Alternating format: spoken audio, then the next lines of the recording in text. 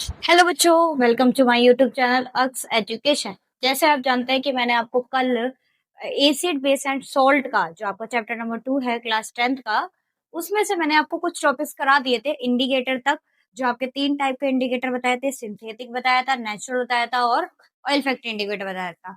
आज वाले पार्ट में मैंने आपसे बोला था कि मैं आपको न्यूमेरिकल कराऊंगी किसके रिलेटेड, जो पीएच स्केल के फॉर्मूले पे जो फॉर्मूला बनता है उस पर मेरे को आपको न्यूमेरिकल कराने हैं और रिएक्शन करानी है कि एसिड की रिएक्शन जब आप मेटल से कराते हो तो क्या देता है, बेस की रिएक्शन कराते हो तो क्या देता है, और जब आप मेटल कार्बोनेट की रिएक्शन एसिड से कराते हो तो क्या प्रोवाइड करता है, एंड देन जो आप मेटल ऑक्साइड लेते हो उसकी रिएक्शन कराते हो तो क्या आपको प्रोडक्ट मिलता है। ठीक है, तो वो कराना था और फिर आपको न्यूमेरिकल कराने थे। और जो मैं आपका कल वाला पार्ट कराऊंगी उसमें मेरे को आपको सॉल्ट कराना है।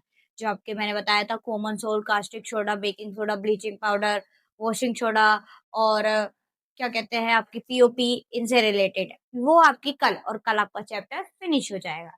ठीक है, तो चलिए टाइम जाया ना करते हुए अपने चैप्टर को स्टार्ट करते हैं। जो आपका चैप्टर का नाम क्या है, एसिड बेस एंड सॉल्ट। जो इसमें आपकी कौन सी हेडिंग चलेगी, रिएक्शन विद मेटल, यानी कि रिएक्शन विद मेटल किसके साथ, एसिड के साथ। जब एसिड मेटल के साथ रिएक्शन करेगा तो क्या देगा। देखिए चैप्टर का नाम है acid base and salt.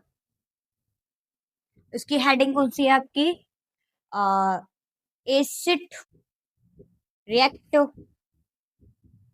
With metal.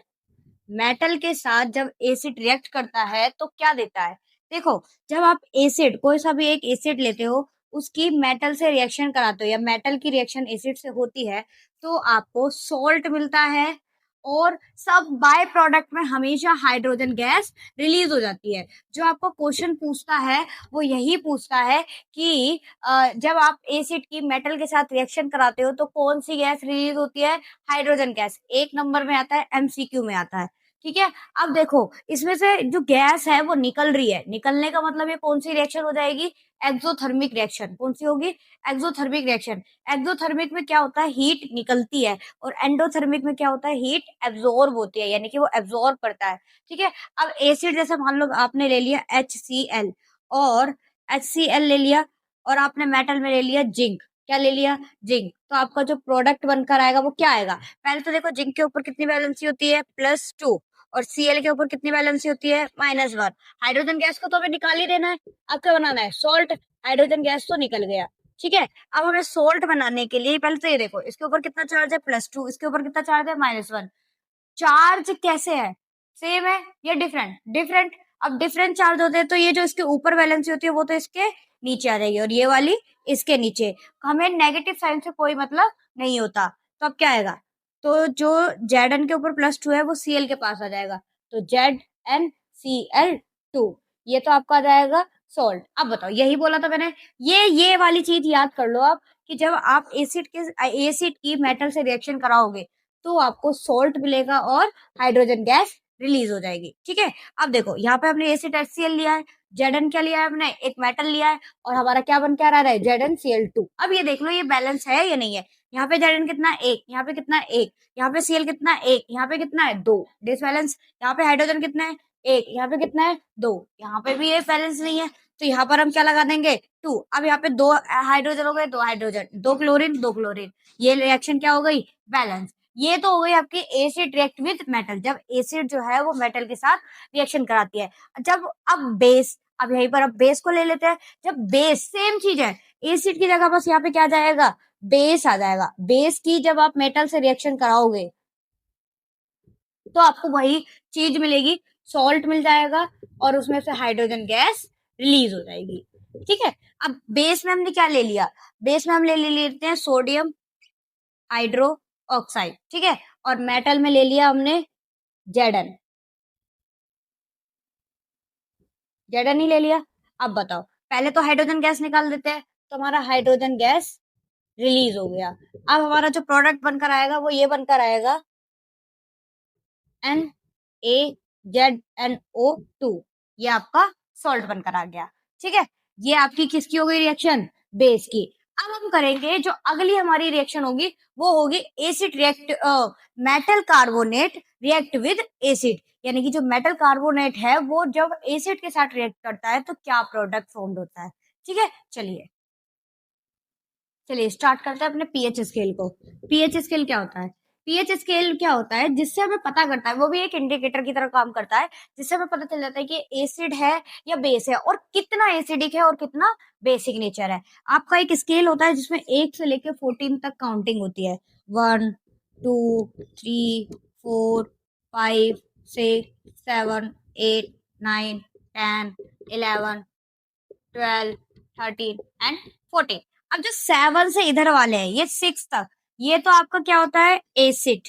1 से लेके 6 तक क्या है आपका एसिड। 7 पे आपका आता है न्यूट्रल, ना ही वो एसिड होता ना ही वो बेस होता है, इट मीन टू से वाटर।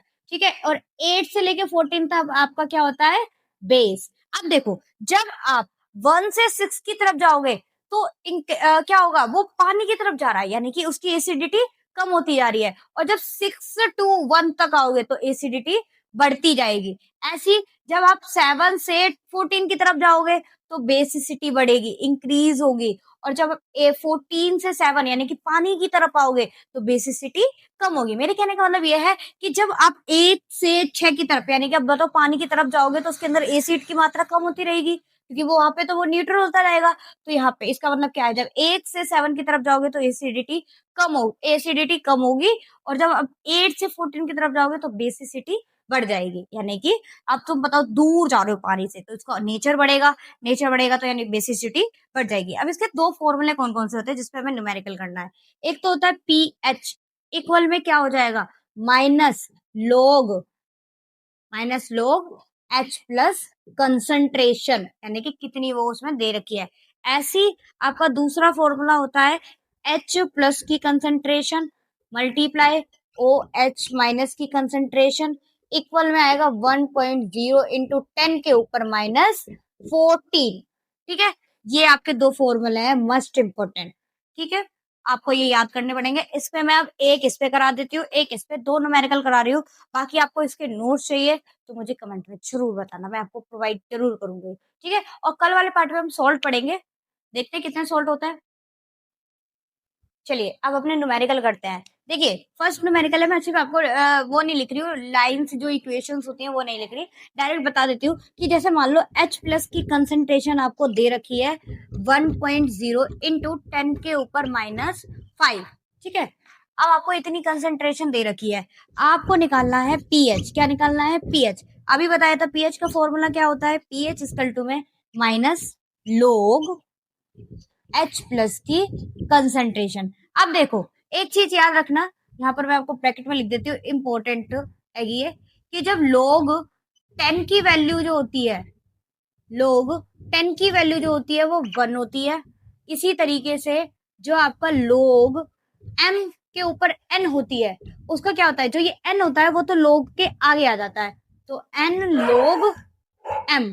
ठीक है, ये हो जाता है। अब देखो यहाँ पर pH दे रखा है, pH इक्वल टू है माइनस लोग H प्लस की कंसेंट्रेशन कितनी दे रखी है 1.0 इंटू 10 के ऊपर माइनस 5।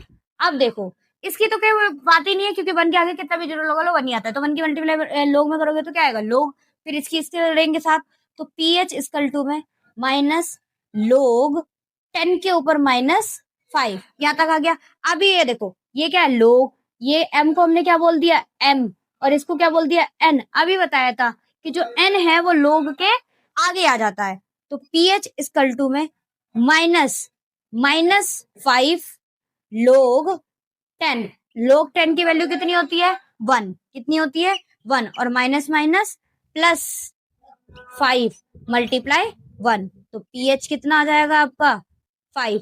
इसका मतलब ये कौन सा नेचर है, मैंने बताया था जब 1 से 6 के बीच में आता है तो 7 के बीच में जो भी नंबर आता है वो क्या आ जाता है एसिडिक नेचर, तो आपका जो pH आ गया वो कौन सा नेचर हो गया एसिडिक नेचर। ठीक है, अब दूसरे वाले फॉर्मूले पे एक सम सोल्व करा देती हूँ, इसी तरीके से करना है। लोग 10 की वैल्यू होती है 1, लोग m के ऊपर n है तो यानी कि n आगे आ जाएगा, और लोग m। ठीक है, इसे देख लेना, इसका स्क्रीनशॉट ले लेना, और जो आपको इसके न्यूमेरिकल और चाहिए तो मुझे आप कमेंट में जरूर बताना। चलिए दूसरा वाला करते हैं। अब आपको क्या दे रखा है, H प्लस की कंसेंट्रेशन दे रखी है, H प्लस की नहीं OH की दे रखी है। OH की कंसेंट्रेशन दे रखी है 1.0 इंटू 10 के ऊपर -8। आपसे पूछिए H प्लस की कंसेंट्रेशन और पूछ रखा है पीएच भी पूछ रखा है, तो आप कैसे निकालोगे? पहले तो आप क्या निकालोगे, H प्लस की कंसेंट्रेशन कैसे निकलेगी? फॉर्मूला वही है, H प्लस की concentration equal multiply O H negative की कंसेंट्रेशन इक्वल है 1.0 इंटू 10 के ऊपर -40। ठीक है, अब देखो H प्लस की तो दे रखी है, ओ पूछ रखी है, तो इसे तो ऐसे रहने दो, मल्टीप्लाई ओ एच नेगेटिव की दे रखी है 1.0 इंटू 10 के ऊपर -8 इक्वल में 1.0 इंटू 10 के ऊपर -14। ठीक है, अभी यहाँ पर मल्टीप्लाई में उधर जाके किसका हो जाएगा, डिवाइड का, तो H प्लस की कंसेंट्रेशन इक्वल में 1.0 इंटू 10 के ऊपर -14 अपॉन में 1.0 इंटू 10 के ऊपर -8। इससे ये कट जाएगा। अब ये माइनस के ऊपर जाके किसकी हो जाएगी, प्लस की, तो H प्लस की कंसेंट्रेशन कितनी आ जाएगी, 10 के ऊपर -14 प्लस 8।